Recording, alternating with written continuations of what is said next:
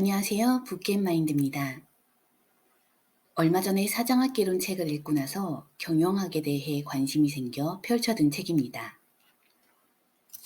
바로 권도균의 스타트업 경영 수업인데요. 경영학 책을 읽다 보면 비즈니스, 리더십 등에 대한 지식을 얻기도 하지만 세상을 보는 시각도 달라지고 퍼스널 브랜딩에도 좋은 팁을 얻을 수 있어 앞으로도 종종 소개해드리고자 합니다. 스타트업 경영 수업의 저자인 권도균 대표님은 컴퓨터 공학을 전공한 후 11년간 컴퓨터 분야 엔지니어와 연구원으로 근무하다가 35세에 독립해 정보보안 솔루션 및 전자지불 서비스 업체인 이니텍과 이니시스를 창업하셨는데요. 2008년 말에 두 회사를 모두 매각했으며 현재는 프라이머 회사 대표로서 스타트업 발굴과 투자를 진행하고 계십니다. 이러한 이력 때문인지 사장학개론을 쓰신 김승호 회장님과는 책에 나오는 예시나 말의 분위기에 차이가 느껴졌는데요. 김승호 회장님은 동네 음식점이나 상점을 운영하는 3, 40대 사장님들에게 따뜻한 가르침을 주는 느낌이었다면 권도균 대표님은 막 IT 업계로 뛰어들고자 하는 20, 30대 초반 벤처 지망생들에게 냉철한 조언을 하는 느낌이었습니다. 김승호 회장님의 사장학개론과 마찬가지로 알찬 내용이 너무 많은 권도균의 스타트업 경영 수업도 2부에 걸쳐 소개해 드리도록 하겠습니다. 제가 책을 읽고 핵심 메시지 5개를 직접 추렸는데요. 오늘은 그중 2가지를 말씀드리겠습니다.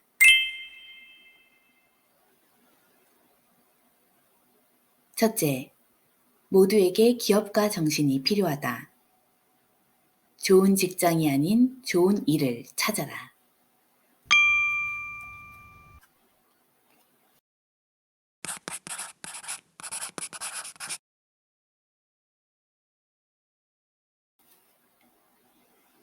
뉴욕타임스 칼럼니스트 토머스 프리드먼의 글을 읽은 가까운 지인은 SNS에 이런 글을 남겼다. 점점 고급 기술, 고임금 직종뿐이다. 중간이 사라지고 있다. 우리만 해도 편하게 취직을 하던 세대였지만 우리 아이들은 스스로 창직을 해야 하는 세대이다. 그렇다면 아이들을 더 이상 입시 준비생으로 만들면 안 된다. 혁신 준비생으로 키워야 한다. 비판적 사고, 협업, 소통의 3C가 학문적 지식보다 더 중요하다. 호기심을 키우고 위험을 감수하고 스스로 지식을 찾아보게 만드는 동기부여가 무엇보다 중요하다. 그런데도 우리는 아이들이 관심도 없고 굳이 알 필요도 없는 것들을 매일 가르치고 시험을 치르게 한다. 구글을 보면 다 알 수 있고 시험 치고 나면 다 까먹는 것을 말이다. 과거에는 기업에 근무하는 사람들이 스스로를 회사 사람으로 여기고 삼성맨, LG맨으로 자신과 기업을 동일시했다. 기업에 소속되면 사회적인 지위가 보장되고 본인의 의지에 따라 은퇴할 때까지 회사에 남아있을 수 있었던 것이다. 하지만 이제는 평생 직장이나 안정적인 직업이라는 개념이 사라지고 있다.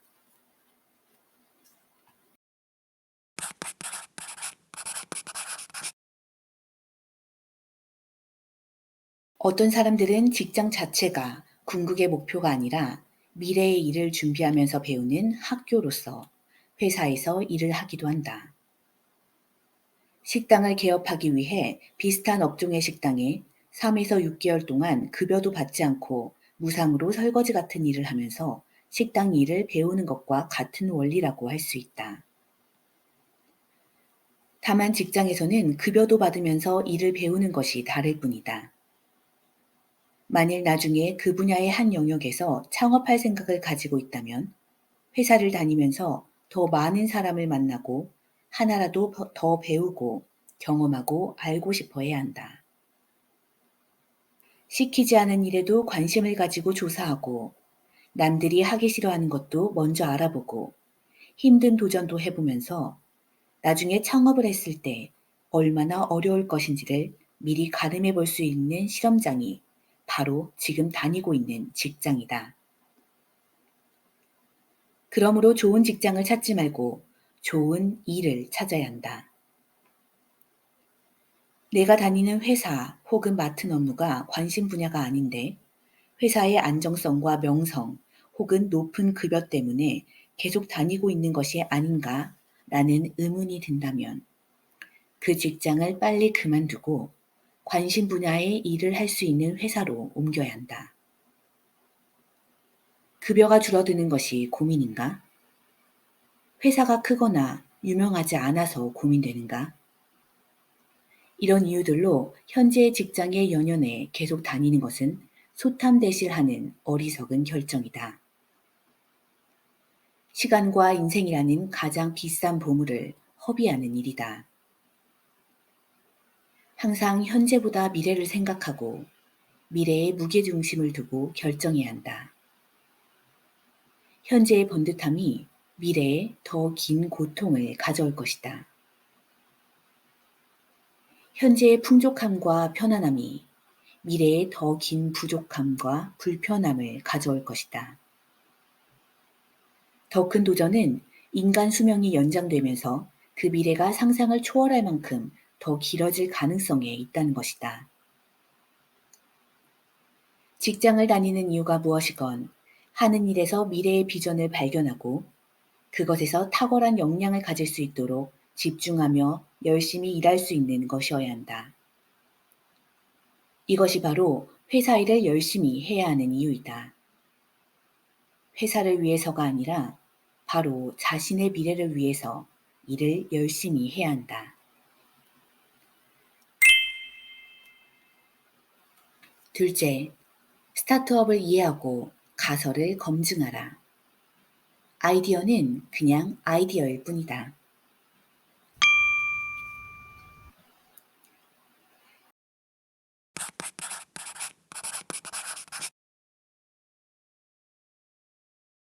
21년간 창업을 경험하고 스탠포드 대학에서 경영을 가르치는 스티브 블랭크 교수는 스타트업은 대기업의 작은 모형이 아니다라며 대학에서 가르치는 경영학 이론들은 스타트업이 아니라 대부분 대기업을 위한 것이고 스타트업을 위한 경영 이론은 달라야 한다고 말한다. 대기업 사업은 이미 검증된 비즈니스 모델과 제품을 가지고 어떻게 잘 실행하느냐에 초점이 맞춰져 있다. 스타트업에서는 비즈니스 모델이 불확실함을 인정하고 그 자체를 검증하는 과정이 사업의 본질이다. 다시 스티브 블랭크 교수의 스타트업에 대한 정의를 들어보자. 스타트업은 탐색을 위한 임시적인 조직이다. 여기서 탐색이란 바로 비즈니스 모델을 검증하는 과정을 말한다.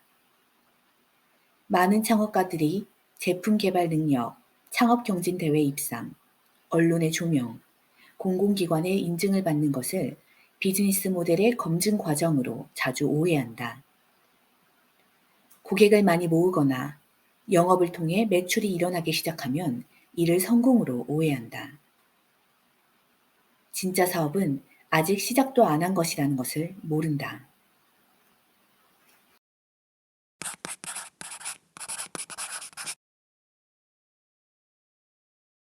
스티브 블랭크 교수는 린 스타트업의 원리를 세 가지로 정의했다. 첫째, 창업가 스스로가 가진 것은 실험해 본 적 없는 가설뿐이라는 것을 받아들이고 제품과 사업 계획서를 만들기보다 자신의 사업의 가설이 무엇인지를 먼저 규정한다. 둘째, 사무실에 앉아서 탁상 공론하지 말고 사무실 밖으로 나가 잠재 고객을 만나서 가설을 검증하는 과정, 즉 고객 개발을 한다. 셋째, 애자일 개발 방식을 따라 최소 기능 제품을 만들어 이를 통해 고객의 문제점을 하나씩 해결하고 고객의 반응을 확인하며 배우는 과정을 반복적으로 수행하면서 점진적으로 발전한다. 앨리스테어 크롤과 벤저민 요스코비츠는 린 분석에서 스타트업은 제품을 만들고 있는 것이 아니라 어떤 제품을 만들지 알아내기 위해 도구를 만들고 있는 것이라고 생각해야 한다고 이야기한다. 제품을 만드는 것이 아니라 어떤 제품을 만들지 확인하기 위한 활동이라는 관점은 무엇을 해야 하고 무엇을 하지 않을지 구분하도록 도와준다.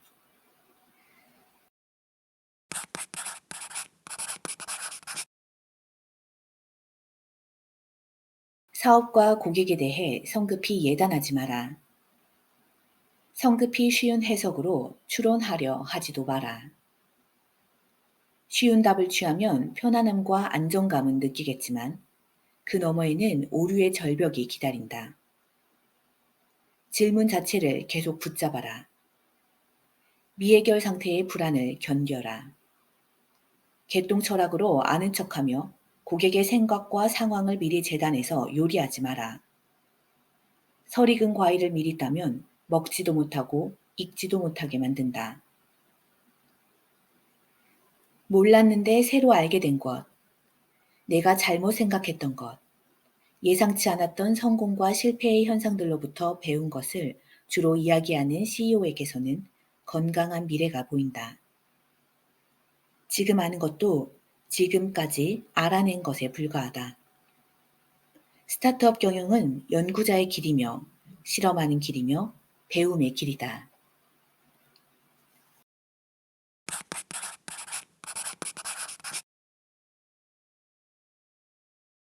사업은 고객과 시장의 목소리에서 출발해야 한다. 대부분의 번쩍이는 아이디어는 자신이 경험하지 못한 잘 모르는 분야의 것들이다. 잘 모를수록 만만해 보이는 반면 그 분야에 오래 일해서 정통할수록 아이디어는 멋지지만 실현하기는 어렵다는 것을 알고 획기적인 아이디어처럼 보이는 것도 현실적이지 않다는 것을 안다. 스티브 잡스도 더 로스트 인터뷰에서 이렇게 말했다. 훌륭한 아이디어가 훌륭한 제품으로 이어지는 데에는 엄청난 양의 장인적인 노력이 포함되며 그 훌륭한 아이디어를 전개시키는 과정에서 아이디어 자체도 변화되고 성장한다. 처음 떠오른 아이디어는 그대로 구현되지 않는다. 아이디어 구현 과정에서 더 많은 것들을 배우게 되고 동시에 포기해야 하는 것이 수백 가지는 생긴다. 제품을 개발한다는 것은 이런 모든 문제와 부딪히면서 원하는 과정에 도달할 때까지 5천 가지 개념들을 계속 새롭고 다른 방식으로 끼워 맞추는 과정이다.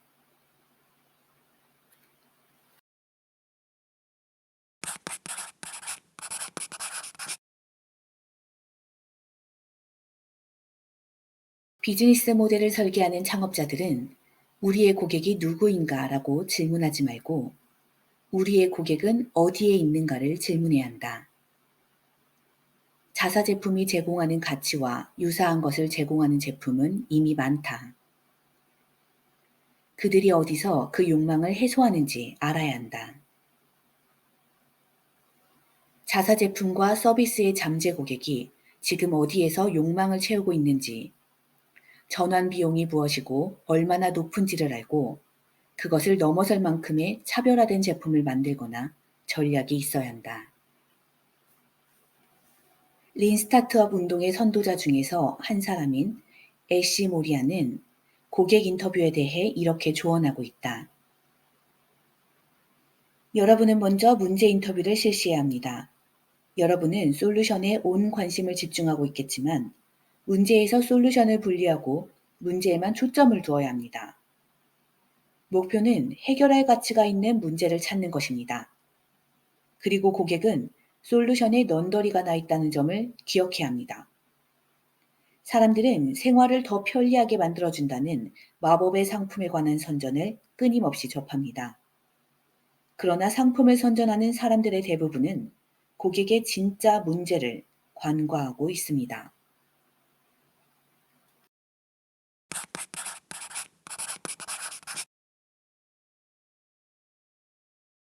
창업의 과정은 일종의 행동을 배우는 과정이다.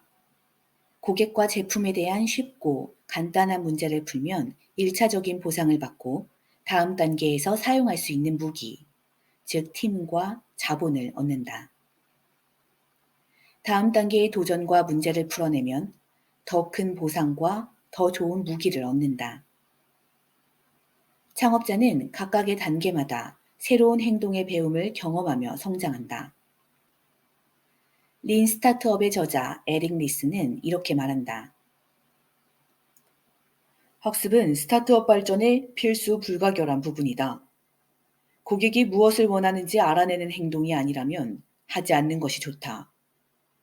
나는 이것을 유효한 학습이라고 부른다. 스타트업 핵심 측정 지표에서 항상 성과로 거증되기 때문이다. 고객이 무엇을 원하는지 우리가 마음대로 상상하는 것은 아주 쉬운 일이다. 그리고 아무 관련이 없는 것들을 학습하는 것도 아주 쉬운 일이다. 따라서 유효한 학습은 진짜 고객으로부터 나오는 실제 데이터로 증명되어야 한다.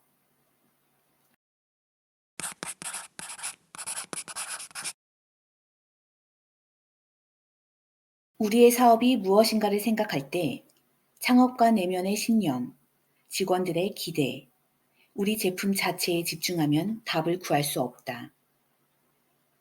아이러니하게도 우리의 눈을 내부에 초점을 맞추지 말고 외부에서 우리를 바라봐야 한다. 우리의 고객이 누구인지 정의하고 그들의 관점에서 우리 사업이 그들에게 어떤 의미인지 정의해야 한다. 우리의 사업이 무엇인가라는 질문에 답하기 위해 부차적으로 질문하고 답해야 하는 문제들이 있다. 첫째, 누가 고객인가? 그 고객은 지금 어디에 있는가? 즉, 나의 잠재적 고객이 어떤 대안 제품과 기존 제품에 머물러 있나? 그들에게 어떻게 접근할 수 있는가? 라고 확대해서 물어야 한다. 둘째는 그들이 실질적으로 구입하고 있는 것이 무엇인가? 제품을 구입하는 고객의 마음속 욕구와 기대는 무엇인가? 등등의 질문하고 답해야 한다. 또한 고객이 다양한 선택 가운데 가치 있게 여기는 것이 무엇인가도 질문해야 한다. 셋째는 우리 사업의 궁극의 모습이 무엇이고 무엇이 되어야만 하는가? 목표를 달성한 이후에 우리는 어떤 모습이어야 하는가? 대해서도 질문해야 한다. 피터 드러커는 우리의 사업 향방을 우연에 맡기지 않고 제대로 경영하려면 이런 질문을 하며 목표를 정하고 기업을 운전하면서 혁신의 항해를 해야 한다고 말한다.